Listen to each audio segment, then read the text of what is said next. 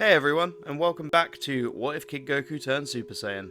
This is the long-awaited Part 6. I'll be leaving a link to the first 5 parts in the description and in the cards.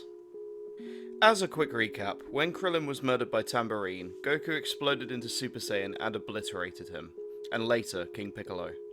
This means that Goku also unknowingly killed Kami, and as such the Earth's Dragon Balls are gone. Goku later struck a deal with the Saiyans, promising to help them take down the evil Emperor Frieza in return for the safety of the people of Earth. After a few months of rigorous gravity training, and then a rather quick encounter with the Ginyu Force, the Saiyans were all plenty stronger than they were in the original story, with Goku miles in the lead. He easily destroyed Frieza as a Super Saiyan, and later killed King Cold too. Sadly, this Goku would still succumb to the heart virus, and with Vegeta and Raditz being the strongest fighters left on Earth, all of them were easily and brutally murdered by the cyborgs. Years later, after the death of Gohan, Trunks travels back in time to save Goku, and hopefully, his future. Now before we move on with the story, I feel I should address a point that was brought up in the comments. So, while the Gohan that we've seen so far in this story was late to the training party and ultimately wasted a lot of his potential as he was forced to grow up fast as a hardened warrior, that doesn't mean that the present young Gohan will go the same way. So, I have a question for everybody watching.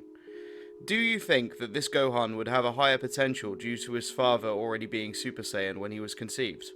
Or do you think he would have the same or any slightly more potential than he did originally?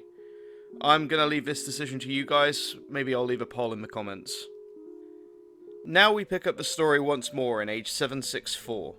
King Cold has just arrived on Earth, but when the Saiyans arrive at the battlefield, they find King Cold dead, and a young man with a blue jacket, a sword, and golden hair standing over his corpse. The man approached the group, who were all on edge at the sight of this stranger, seemingly a Super Saiyan. Well, aside from Goku, who's visibly impressed at this young boy's power. The young man requests a private conversation with Goku, and the two head off. This part goes almost exactly as it does in the original story, with Goku being clued into Trunks' identity and parentage, the impending threat of cyborgs number 17 and 18, as well as receiving the antidote for the heart virus. Trunks leaves in his time machine, as Goku relays this information to the others. I feel like Goku would then go out of his way to inform Yamcha, Tenshin Han and Chaozu about the cyborgs, while leaving Nappa to tell Krillin. Every single one of them would be training harder than ever before. Hearing Trunks' story gave Goku an extra drive to push Gohan beyond his limits, despite Raditz's protests. One day the boy snaps at his father and transforms into a Super Saiyan. Meanwhile, Vegeta had achieved Super Saiyan as well, being helped along by his annoyance at there being another Super Saiyan that wasn't him. Vegeta and Bulma still got together, and Trunks was born as normal. Nappa does not achieve Super Saiyan within this time. I feel like it's too much of a stretch to give all 4 Saiyans Super Saiyan within this time skip. Maybe that's just my opinion. Maybe you guys should let me know in the comments what you think. This Nappa, however, does doubt his power, and even though he's supposed to be an elite, 2 low-class Saiyans have already eclipsed his power. This stops Nappa from reaching his true potential, though he and Krillin still get plenty strong by training at higher gravity levels together. 3 years pass and the cyborgs have arrived. As in the original, the group split up to find them, which results in Yamcha getting a hole in his chest. Sorry, Yamcha. The story continues more or less as normal until Goku fights number 19, only with Raditz taking the place of Piccolo. This time though, Raditz made sure that Goku took his medicine, so no heart virus today. In this story, I feel that number 19 and number 20 would be roughly equivalent to a grade 2 Super Saiyan, due to the fact they knew about Super Saiyan ahead of time. So it only follows naturally that as Goku and his family's training has been that much more intense over the past 3 years, Goku's full power Super Saiyan should be more than enough to quickly take care of number 19. Naturally, this absolutely terrifies number 20, who makes his escape. This time he's not taking chances, even with the weaker ones. Jiro reaches his lab and unleashes number 17 and 18, who callously kill him in return. Once again, seeing as Jiro already knew about the original Super Saiyan transformation in this timeline, I would put number 17 and number 18 above grade 3 Super Saiyan. Not quite enough to take on Goku one-on-one, but enough to push him back if they work together. Goku is, however, holding back. Eventually, after he's had his fun, he powers up, easily knocking out number 17. This terrified number 18, who made her escape. Seeing as these cyborgs didn't seem to want to hurt anyone, except him, Goku lets number 18 go. The gang soon uncover number 16 lying dormant in the lab, and Goku being Goku, he wants to fight it. Despite everyone trying to talk him down, Goku takes the pod and heads off towards Capsule Corp.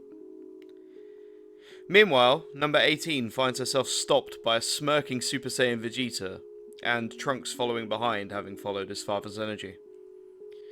It goes about as well as you'd expect, with Trunks unconscious and Vegeta ending up with broken arms. In this story, only one Senzu has been used so far, for Goku to recover his energy after fighting the cyborgs, which will be very helpful later on in this story. Once the gang heal up Vegeta and Trunks, they all go their separate ways. Vegeta livid that even with Super Saiyan, he still hasn't the strength to defeat Kakarot. Yet. Goku arrives at Capsule Corp with number 16's pod, and asks Bulma to have a look at it. Goku may be a fighting machine, but he does recognize the potential risks. If this android is somehow stronger than the other two, he might have a serious problem. Upon investigating, Bulma realizes that number 16 is fully mechanical, an android, and also that he has a bomb in his chest. She gets to work removing the bomb first, so that if her tinkering causes the android to wake up, at least he won't explode. Hours later, number 17 wakes up on the lookout, surrounded by the gang. There hasn't been a Guardian of Earth since King Piccolo was defeated, so the gang figured they could just use it. Mr. Popo doesn't seem to mind too much. Number 17 initially goes for Goku again, but soon realizes that it's pointless. He slumps down, defeated. Number 17 reveals that he and his sister number 18 never intended to hurt anyone, except maybe Goku due to their programming. They just wanted to be free, now that Dr. Gero was finally gone. Goku, who grew up without a warrior in the woods, concedes that growing up in a lab being experimented on and turned into a human weapon is probably not the most fun. Goku does, however, know about the bombs, due to Bulma's work with number 16. Goku asks that he and number 17 head off to Capsule Corp together so that his bomb could be removed. Realizing, eventually, that the group didn't intend to kill him, number 17 agreed. The group split off, Gohan and Raditz returning home, and most of the others heading towards Kame House. But number 18 was still out there, and panicking, thinking that her brother is probably dead. She needs answers. She screams in frustration before blasting off towards Kame House. Little does she know that she is being watched from the shadows by someone far more sinister. And that's where we're going to be leaving it for right now. So, what do you guys think? Remember to leave your thoughts about Gohan's strength in the comments. It will be very useful when writing the next part of this story. Be sure to subscribe and ring the bell. Seeing as I have a real life job that gets very busy during the summertime, I'm not sure when the next part will be out, but I am looking forward to seeing the results. If you guys want to support me in any way, the best way right now is to listen to my music over at Valsteer and my band Without My Addiction. Thanks so much you guys, and I'll see you next time. Bye!